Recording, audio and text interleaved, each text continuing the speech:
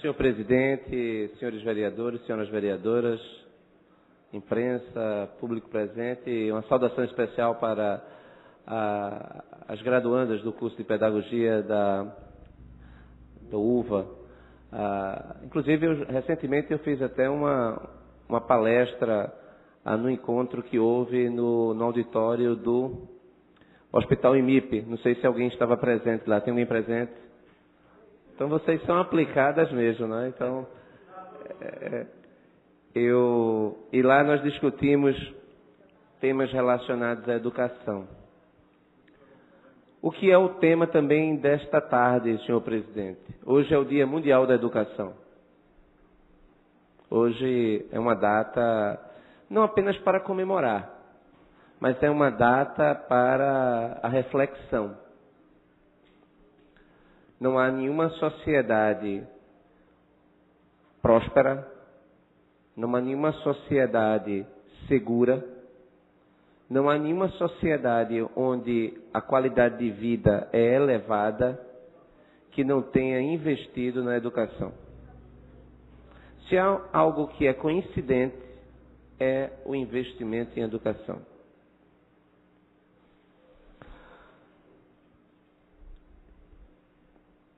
Se nós voltássemos no tempo, estivéssemos em 1950, nós teríamos o Brasil, a Finlândia e a Coreia em situação de muita dificuldade do ponto de vista da educação.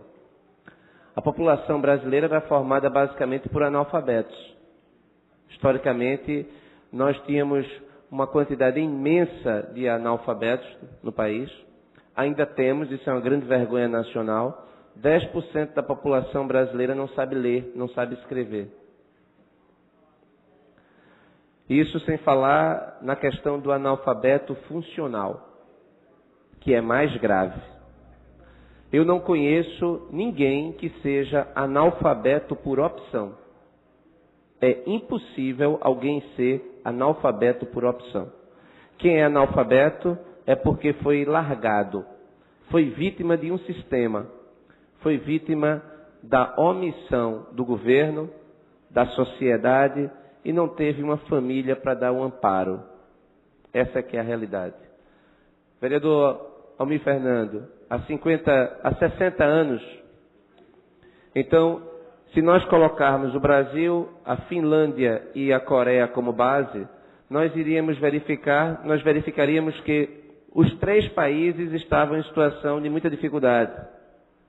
Baixo aprendizado, baixo investimento em educação. Os três seguiram caminhos diferentes. Finlândia e Coreia investiram maciçamente na educação. A Finlândia e a Coreia, passadas essas décadas, hoje disputam as primeiras colocações do mundo no teste do PISA, que é o teste que é feito anualmente pela OCDE para verificar o aprendizado da criança em ciências, em matemática e na sua língua materna. Finlândia e Coreia disputam as primeiras posições. Recentemente, a disputa foi ampliada porque outros países, como o Japão e como a China, resolveram competir para tentar bater os dois. Existe uma competição global que seria boa que esta fosse a nossa competição global, para ver qual o país que consegue disputar as primeiras colocações no PISA. Essa seria a nossa Copa do Mundo para mudar a realidade do país. Depois de tanto tempo, esses três países demonstram claramente a diferença que se faz em investir principalmente na qualificação do professor. A Finlândia, ela apostou na qualificação do professor. Os professores na Finlândia são tão bem remunerados como um médico, tão bem remunerados como um engenheiro de ponta. Todos os professores das escolas municipais, e eu tive a oportunidade de conhecer o sistema finlandês em Helsinki, o ano passado, possuem pelo menos um mestrado. A grande diferença é o material humano. Na Finlândia, não encontrei grande estrutura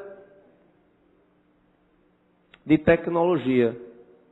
Sala de aula, como eu encontrei na época que eu estava na escola, no Colégio Nóbrega, quando existia o Colégio Nóbrega. O investimento é no corpo docente.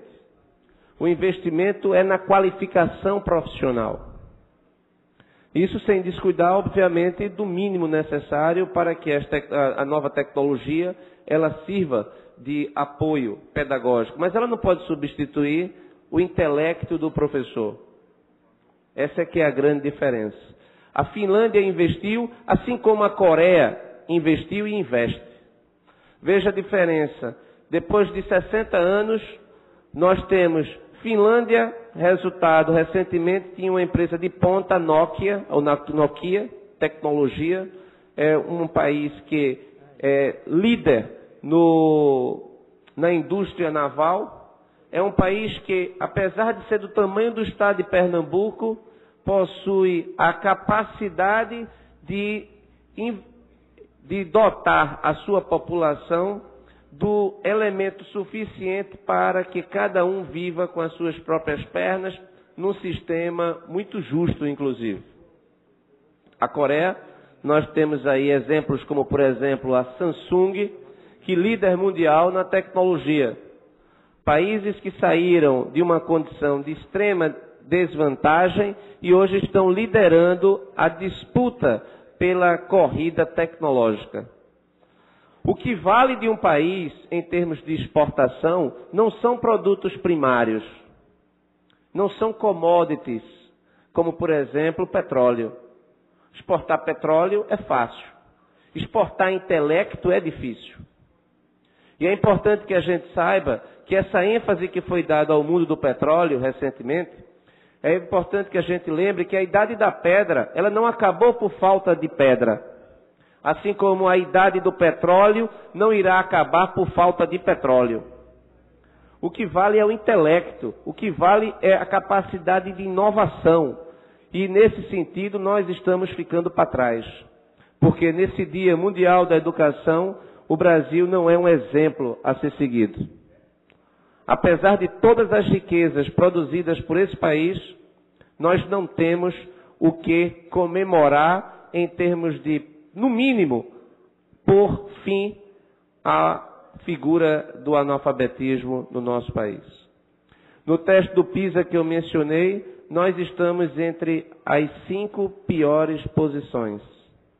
A nossa criança não sabe ler, ela não sabe escrever, ela não sabe fazer contas, ela não tem noção de ciência. Essa que é a nossa realidade. Quanto custará isso? Quanto custará cada criança que não foi educado no momento certo? Não dá para fazer esse cálculo, vereador Almir Fernando. Não dá. Nós simplesmente estamos perdendo a oportunidade de construirmos um país decente e próspero a partir das nossas crianças, que são o nosso principal patrimônio. Elas são abandonadas e, lamentavelmente, o governo brasileiro não aprendeu o que a ciência já há muito tempo detectou. Quanto mais cedo houver o investimento na criança, mais resultado haverá e mais rapidamente teremos o retorno. Deixar para investir na idade adulta é inseguro, é incerto, é improdutivo. Quando se investe numa criança na sua primeira infância, a diferença aparece rapidamente. Então, o que nós deveremos fazer, o que eu sugiro que a gente lute nesta cidade, é para que haja um governo municipal que priorize de fato a educação na primeira infância. Que não poupe esforços para que a nossa escola municipal seja capaz de fato de educar e de fazer a diferença. É injustificável que a nossa criança ela continue indo para uma escola que não deveria ser chamada de escola. porque são espaços violadores de direitos humanos. São espaços onde não há um parque, são espaços onde não há uma área para o lazer ou para a prática esportiva, simplesmente não há aula de educação física, porque não existem espaços para isso. Vossa Excelência, que tão bravamente se empenha nessa questão da prática esportiva e conhece a rede municipal, sabe do que eu estou falando. A rede municipal da cidade do Recife, ela não dota a criança da capacidade de brincar ou de jogar. E custa R$ 800 por mês cada criança encaminhada à nossa escola municipal. Enquanto isso, a prefeitura continua gastando milhões de reais com o carnaval. Enquanto isso, a prefeitura continua gastando milhões de reais para os cargos comissionados. Deveríamos investir na primeira infância, vereador Eurico Freire. É a primeira infância que faz a diferença. E nesse Dia Mundial da Educação, todas as nossas atenções deveriam ser, de fato, para que tipo de educação nós queremos, nós merecemos e nós podemos pagar. Está claro que o IDEB de 4.3 no Fundamental 1 e de 3.2 no Fundamental 2 não significa não significa motivo de esperança ou de comemoração. Muito pelo contrário.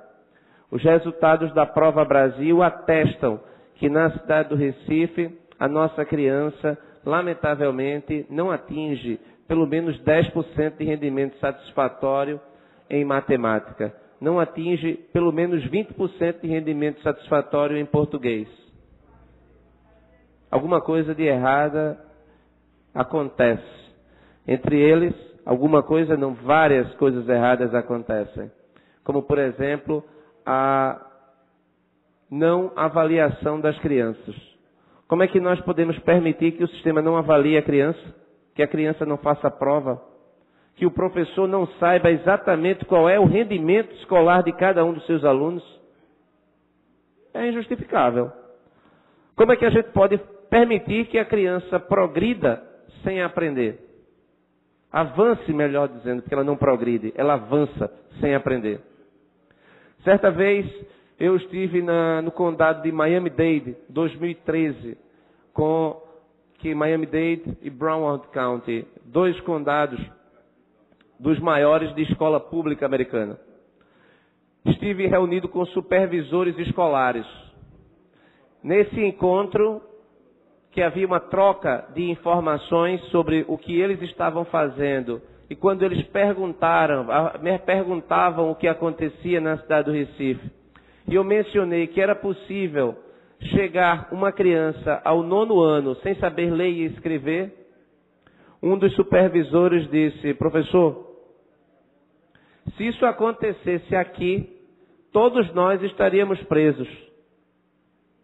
Todos nós estaríamos presos, porque é inconcebível um sistema que não eduque, se tem tanta gente ensinando e tanta gente fiscalizando aqueles que estão ensinando. E é bom mencionar também que notícia de um mês atrás, senhor presidente, 4 professores americanos, professoras também, foram presos por 20 anos, sentenças de mais de 20 anos, por quê? Porque mascararam a performance dos alunos para aumentar a produtividade dos seus salários, o rendimento. Foi descoberto e na sentença o juiz afirmou que a sentença deveria ser dura, a punição deveria ser dura e exemplar, porque o dano causado àquelas crianças seria irreparável. Não teria mais como reparar.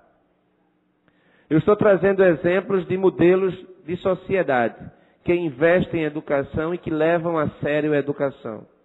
Simplesmente falar da boca para fora ou como um slogan de campanha de que esta é uma pátria educadora não ajuda. Projetar o futuro dizendo que as riquezas do pré-sal irão salvar a educação brasileira também não ajuda. Não é questão de falta de recursos. Os recursos existem. é questão de planejamento, é questão de investimento e é questão de prioridade. Educação nunca foi prioridade desse país, isto é fato. E enquanto os professores continuarem sendo mal remunerados, o futuro também será de difícil modificação. A falta de capacidade gerencial associada, senhor presidente, para concluir, à falta de um planejamento estratégico, de um programa nacional, senhor presidente, por isso que eu defendo a federalização do ensino fundamental. Acredito que deve ser federalizado para que a União ela assuma a responsabilidade dessas prefeituras que não têm sido capazes de ofertar o mínimo necessário para que a criança seja educada. Se a realidade do Recife é de vergonha, a realidade dos municípios mais pobres ainda é muito mais trágica. Muito obrigado, senhor presidente.